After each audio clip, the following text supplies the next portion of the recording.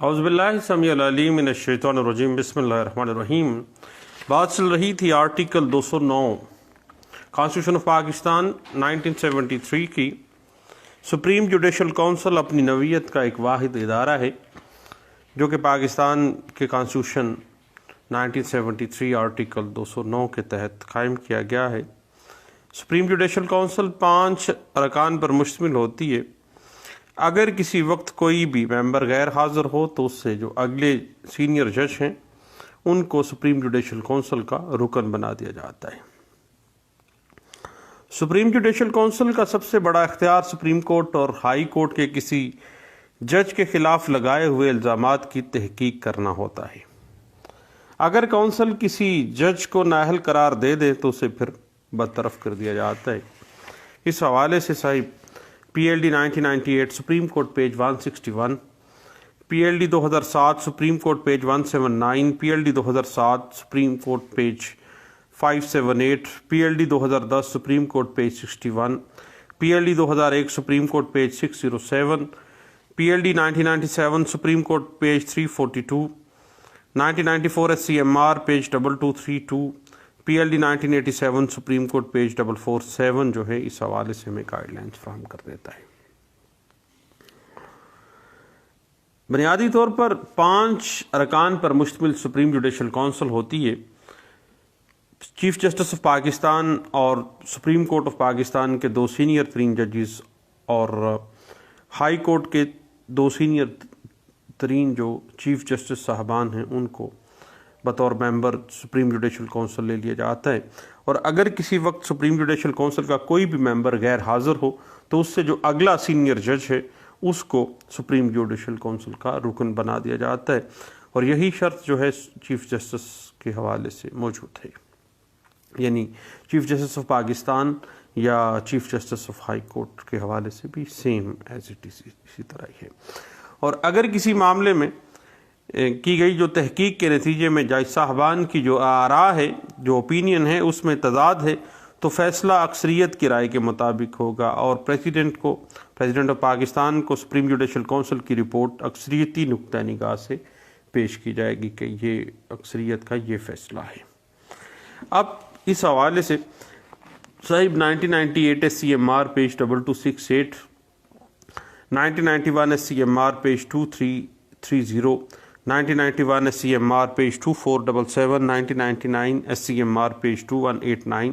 N L R 2000 civil digest page 54، P L D 1995 supreme court page 530، P L D 1981 supreme court page 23 جو ہے وہ اس حوالے سے ہمیں گائیڈ لائنز دے دیتا ہے۔ اب صاحب اس حوالے سے ہمیں سب سے پہلے جو چیز کو دیکھنا پڑتا ہے وہ ہے 2010 کی 18ویں ترمیم، جس کے تحت یہ واضح کیا گیا تھا کہ if on information the president is of the opinion that اگر کوئی بھی انفارمیشن پریزیڈنٹ آف پاکستان کے پاس آتی ہے تو پریزیڈنٹ جو ہے کے پاس کوئی انفارمیشن آتی ہے کہ کوئی جو جج ہے وہ مینٹلی یا فزیکلی انکیپیبل ہے پریکٹس کرنے کے حوالے سے، سپریم کورٹ کا کوئی جج یا ہائی کورٹ کا جج، یا کوئی مس کنڈکٹ کا کوئی گلٹی ہے کوئی جج، یا کسی قسم کا کوئی اس کو کوئی پرابلم ہے، وہ اپنی ڈیوٹی پرفارم نہیں کر سکتا ہے، یا مس کنڈکٹ کا مرتکب ہو رہا ہے، تو پھر president shall direct to the council inquire into the matter. پھر پریزیڈنٹ آف پاکستان جو ہیں وہ سپریم جوڈیشل کونسل کو حکم دیں گے، رائے دیں گے کہ فوری طور پر اس جج صاحب کے خلاف جو ہے انکوائری کی جانی چاہیے اور انکوائر اباؤٹ کیا جائے۔ یہ 18ویں ترمیم 2010 میں یہ امینڈمنٹ کی گئی تھی۔ اس حوالے سے صاحب میں ریفر کروں گا آپ کو P L D 2000 supreme court page 869، 1991 S C M R page 1041، P L D 2001 supreme court page 233، P L D 2001 supreme court page 607، P L D 1989 supreme court page 166، P L D 1999 supreme court page 57، P L D 1998 supreme court page 1263، P L D 2005 supreme court page 719، 1998 SCMR page 1949 یہ اس حوالے سے ہمیں guide lines دے دیتی ہے، اور اس حوالے سے ایک لینڈ مارک ججمنٹ ہے PLD 1988 سپریم کورٹ پیج 416 اور PLD 2010 سپریم کورٹ پیج 61 جو ہے وہ اس بات کو بڑے اچھے انداز سے انٹرپریٹیشن اس بات کی دے دیتی ہے۔ اب ہم اگر دیکھنا چاہیں کہ سپریم جوڈیشل کونسل جو ہیں ان کا جو پار کیا ہے، تو اس حوالے سے سب سے پہلی بات تو یہ ہے کہ ججز کے لیے ضابطۂ ہلاک کی تیاری ہے کہ supreme Judicial council supreme court اور ہائی کورٹ کے جج صاحبان کے لیے کوڈ آف کنڈکٹ جو ہے ججز کے لیے تیار کرتی ہے۔ پھر supreme Judicial council supreme court اور ہائی کورٹ کے ججز کے خلاف اگر کوئی الزامات لگائے جاتے ہیں یا پریزیڈنٹ آف پاکستان کی طرف سے کوئی آرڈر آتا ہے کہ یہ جو جج ہیں ان کے بارے میں انفارمیشن ملی ہے کہ یہ اپنی ڈیوٹی کو فزیکلی یا مینٹلی ادا نہیں کر سکتے ہیں یا یہ مس کنڈکٹ کے مرتکب ہوئے ہیں، تو پھر انویسٹیگیشن ان جج صاحبان کے خلاف جو ہے وہ سپریم جوڈیشل کونسل کرے گی۔ اس کے بعد آپ کو پتہ ہے کہ آرٹیکل 210 کانسٹیٹیوشن آف پاکستان 1973 کے تحت سپریم جوڈیشل کونسل کو یہ اختیار بھی دیا گیا ہے کہ وہ انویسٹیگیشن کی غرض سے کسی بھی شخص کو عدالت میں حاضر ہونے یا کسی دستاویز کو عدالت میں پیش کرنے کے لیے آرڈر جاری کر سکتی ہے، اور اگر کونسل کسی جج کی نااہلیت کو درست قرار دے دیتی ہے یا اس کا مس کنڈکٹ کا مرتکب پایا جاتا ہے یا فزیکلی یا مینٹلی انکیپیبل پایا جاتا ہے، تو پھر اس کو برطرفی کی طرف وہ چلا جائے گا اور سپریم جوڈیشل کونسل اس کو نااہل قرار دے سکتی ہے،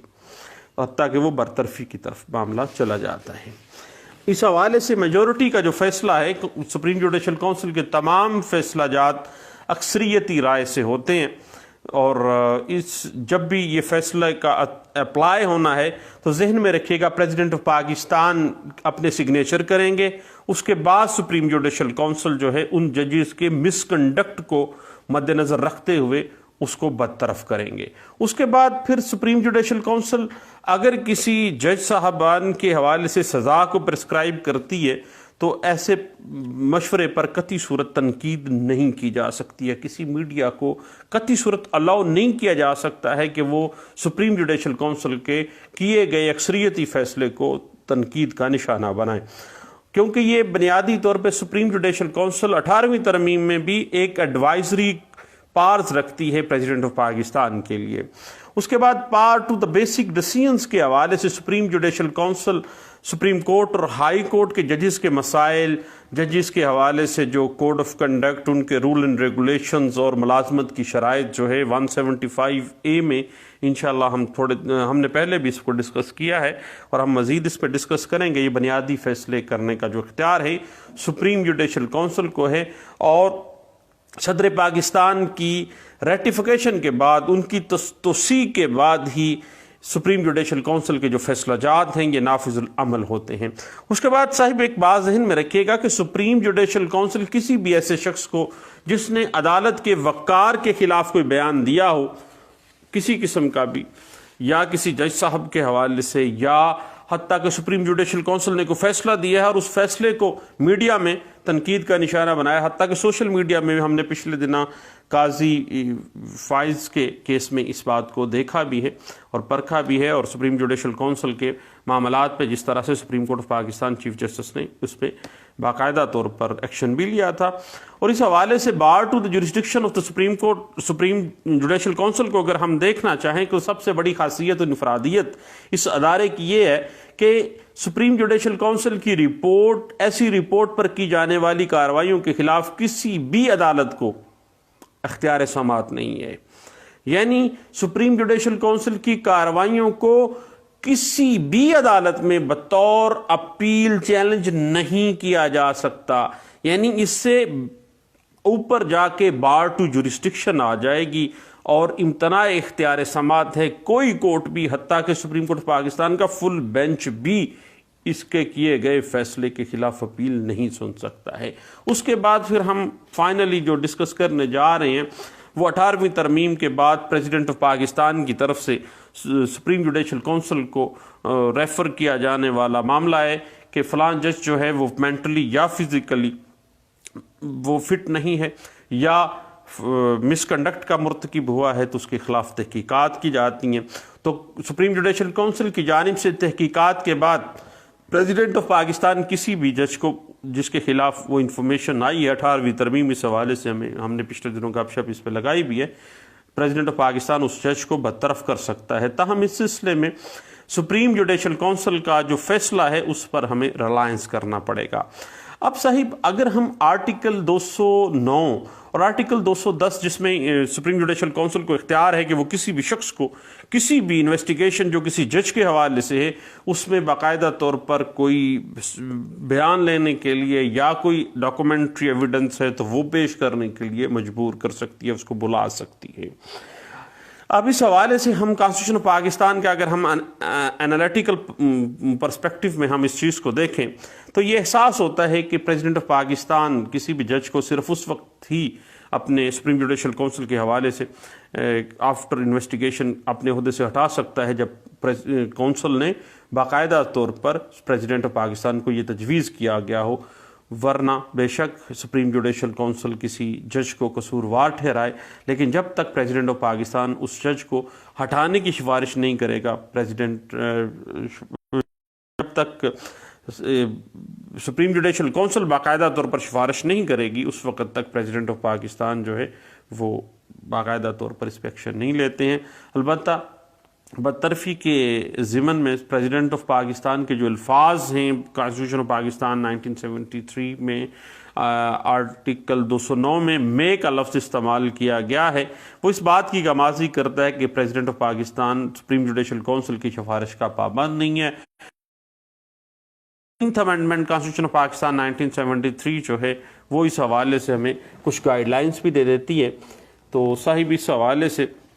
اگر آپ یہ دیکھیں کہ سپریم جوڈیشل کونسل کی سفارش کے باوجود پریزیڈنٹ آف پاکستان چاہے تو جج کو عہدے سے برطرف کر سکتا ہے,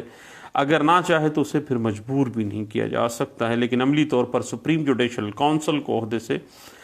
اس حوالے سے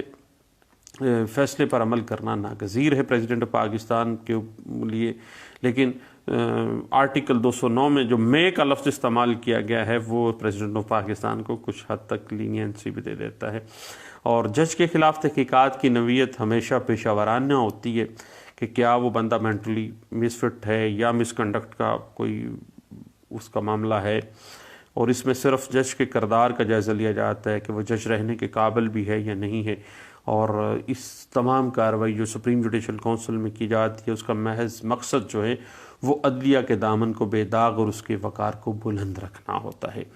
اور آپ کو پتہ ہے کہ سپریم جوڈیشل کونسل کے جو 5 ارکان ہوتے ہیں نہایت تجربہ کار ہوتے ہیں, نہایت غور و خوض سے تمام جو معاملات ہیں جو انفارمیشن پریزیڈنٹ آف پاکستان سے پاس آن ہوتی ہے کسی